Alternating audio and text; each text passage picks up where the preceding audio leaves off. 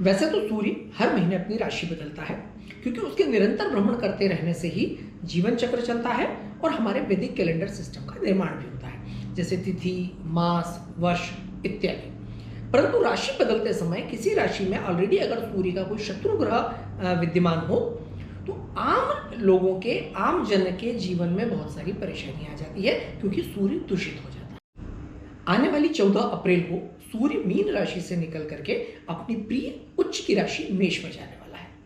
वैसे तो सूर्य का अपनी उच्च की राशि में जाना एक बहुत ही अच्छा योग माना जाता है, परंतु इस वर्ष मेष राशि में राहु ऑलरेडी विद्यमान है, ऑलरेडी भ्रमण कर रहा है, जो कि सूर्य का परम शत्रु है और ग्रहण योग निर्मित करता है। ऐसी परिस्थिति में सूर्य का दूषित होना लोगों के लिए परेशानी का कारण बन जाएगा, क्योंकि सूर्य प्रकाश का ग्रह है और राहु जो है वो अंधियारे का ग्रह है। गोचर के दौरान यानी भ्रमणकालिक सूर्य का दूषित होना कभी भी आम जनजीवन के लिए बहुत अच्छा नहीं माना जाता, क्योंकि सूर्य शासन तंत्र का ग्रह है और शासन तंत्र का ग्रह सूर्य स्वयं अगर दूषित हो जाए तो ऐसी परिस्थिति में भारी उथल पुथल मचती है।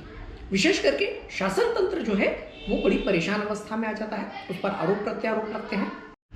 स्थापित राजनीतिज्ञों को भी आरोप प्रत्यारोप के दौर से गुजरना पड़ता है और आम जनता के विरोध का सामना करना पड़ता है, और वही परिस्थिति कहीं ना कहीं शासन के लिए भी निर्मित होती है। मतलब शासन का जो भरोसा है, राज्य तंत्र का जो भरोसा है, वो आम जनता के मन में थोड़ा कम होता है। सूर्य ऊर्जा का, वाइटलिटी का भी ग्रह है, तो ऐसी भी परिस्थितियां निर्मित हो सकती है कि सूर्य के दूषित होने की वजह से मौसमी बीमारियां या कोरोना जैसी महामारी फिर से कहीं ना कहीं अपना सिर उठाने की कोशिश करे, या उसकी वजह से आम जनता के मन में एक भय व्याप्त हो, कुछ दिक्कतों को लोगों का सामना करना पड़े। ऐसी भी परिस्थितियां कई बार जो है निर्मित होती है। बड़े व्यापारिक उतार चढ़ाव की परिस्थितियां भी निर्मित हो सकती है। कई अंतरराष्ट्रीय मामले जो है व्यापारिक परिस्थितियों को प्रभावित कर सकते हैं, देश की इकोनॉमिक सिचुएशन को कहीं ना कहीं प्रभावित कर सकते हैं। इसलिए जो नेशनल सूचकांकों के NSE, उसमें भी, निफ्टी में भी उतार चढ़ाव देखने को मिल सकते हैं। सोने जैसी जो पीली धातु है उसके रेट्स में भी भारी फ्लक्चुएशन हो, इस प्रकार की परिस्थितियां निर्मित जो है वो हो सकती है। अंतरराष्ट्रीय मामले कई उठ सकते हैं एक बार, और उनमें कई बार आपसी वाद विवाद की स्थितियां निर्मित हो सकती हैं। सूर्य की राशि सिंह वालों को विशेष रूप से सतर्क रहने की आवश्यकता है।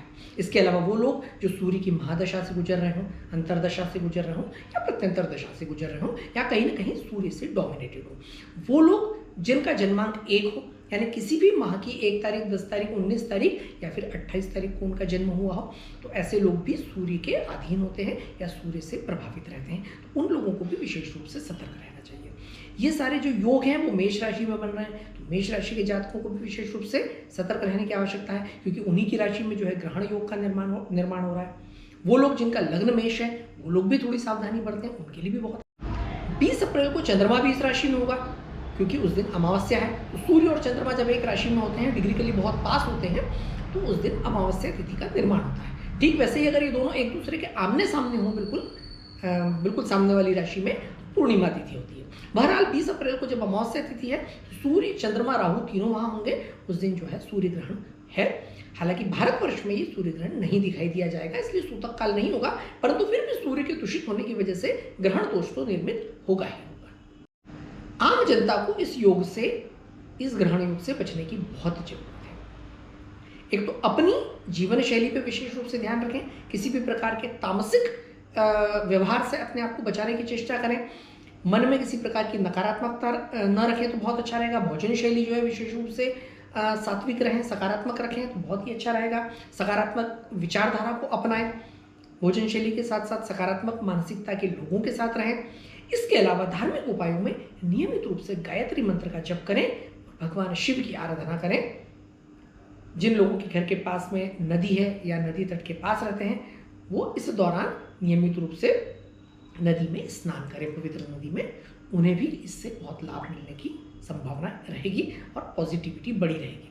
तो ऐसा करने से इस ग्रहण दोष के जो दुष्प्रभाव हैं उन्हें कम प्रभावित